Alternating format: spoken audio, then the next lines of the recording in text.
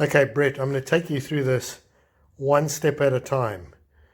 I know you're not going to bloody listen to me, but I'm going to do this all the same because time's on my side. All right, so these are 3 rumps that I've just had cut at the butcher's. To me, they're probably a bit on the leanish side, not a nice layer of fat, but I'll show you some other pieces I'm going to make in a sec. They cut 40 centimeters thick. So there you go. That's the thickness. 40 centimeters, and there's the ruler just so you can see. 30 centimeters long pieces. Yeah. So those are the rump that I'm going to use. And these are rump over here, aged rumps that Colleen got. And you can see they're a lot more marbled. These, she paid about $80 a kilo for this.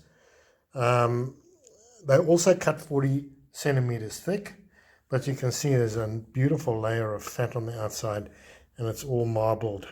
So a much better quality rump. That's also rump to that, but that's good meat over there. So I'm going to be hanging biltong with all of this meat, and then I'm going to take you through the spices and the curing method that I use.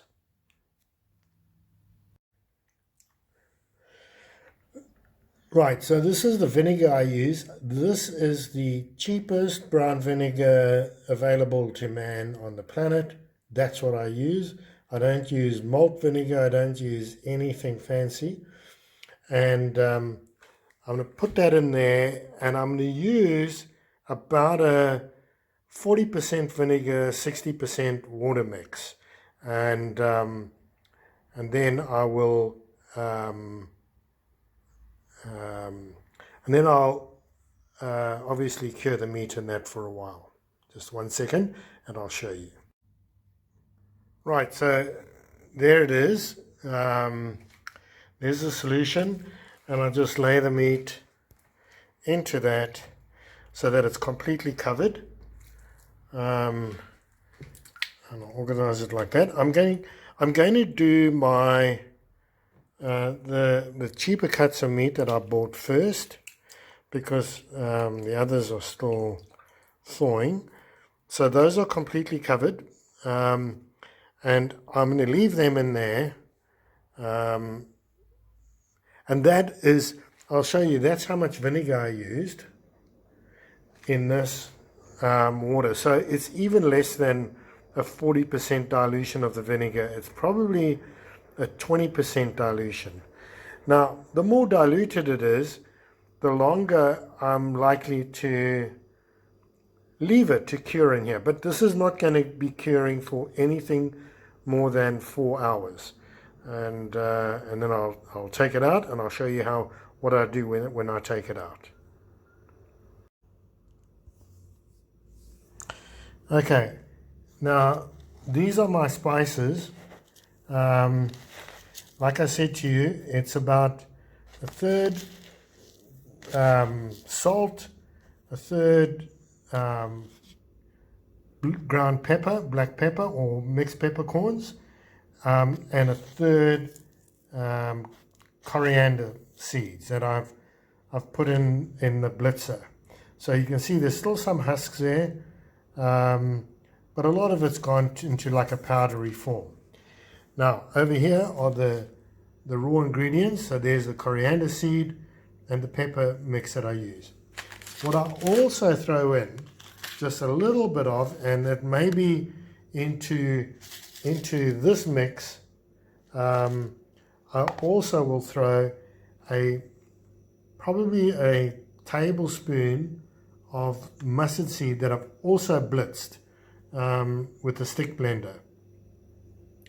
And then the final thing that I add into all of that would be maybe 2 teaspoons of chili flakes. So the main ingredients by far are coriander, in equal proportions to pepper and salt, and then just a touch of the mustard seed and some chili flakes. Okay, so this has been curing now in this vinegar solution for 4.5 hours. So I'm going to drain that and rinse each piece off, and I'll give it a gentle rub under some fresh running cold water, just to get rid of all the vinegar, because the curing's basically done at this stage. There's nothing else that needs doing. Right, so now I've sprinkled some of the spice mix onto the fat, and this is the only part that I actually just rub it into the fat. To me, this is important because it just gets I'm going to put a bit more, sprinkle a bit more on. It just gets the fat to render nicely when, oops, I got a hook caught here, one sec. When it's drying. Otherwise, the fat can become a little bit like glumpy, if that's a word. So I just rub that to get the salt nicely into. Sprinkle a bit more, rub it in, only into the fat. That's all I rub, is just into the fat. So that's the fat then done. Then I'll take a spoon of the mix and I'll sprinkle it liberally over the meat. Very liberally, Brett. Have a look. I'm not shy about this at all. And what you can see are how the coriander kind of husks are in there, but a lot of it's just powdered coriander by now. Then I just pat that on. I don't rub it, I just pat it on, and then I turn the meat over and I do the same on the other side. What I'll also do is this edge here, I'm going to sprinkle and pat some spice on that too, so that all the meat is properly covered in spice, as you can see.